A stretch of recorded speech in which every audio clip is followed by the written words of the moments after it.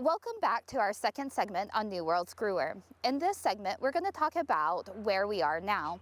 In 2024, we saw the northern movement of New World Screwworm above the Darien Gap.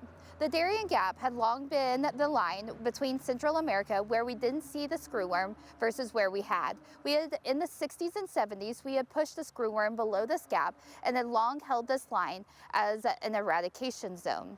However, through breakdowns in 2020, we started seeing the northern movement. And in 2024, we had our first cases in Mexico, which prompted the closure of the U.S. border between us and Mexico and halted the import of cattle from Mexico. Since the closure of the border between the U.S. and Mexico, surveillance has greatly increased. So how are we surveilling for this disease? We have done this through traps and lures placed along the border in Texas, New Mexico, Arizona, and continuing into California.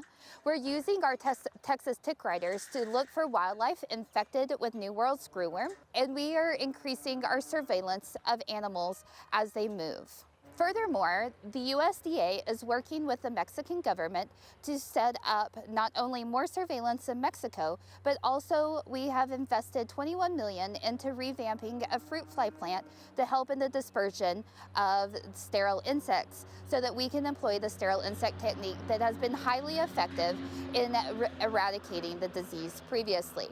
The USDA has also made great moves to start on a dispersion and sterile insect technique and sterile insect facility in the state of Texas.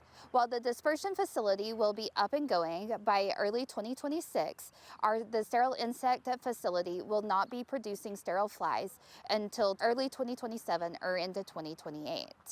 The closest case to the U.S. has been a feedlot animal that was identified 70 miles south of the border in Nuevo Leon. This was a feedlot animal that moved south from an infected area, but was identified as being positive upon arrival. We have also seen human cases, with one case entering into the U.S. and being identified in Maryland. There are multiple reports from Central and South America of people being infected and some even dying from this disease. This makes us think that this is not only an animal disease, but also a human disease, and that we all need to be aware that this is not only something that we need to be concerned in our livestock and wildlife species, but also in our companion animals such as our dogs, cats, and horses, and we need to be concerned about this from a human health aspect as well.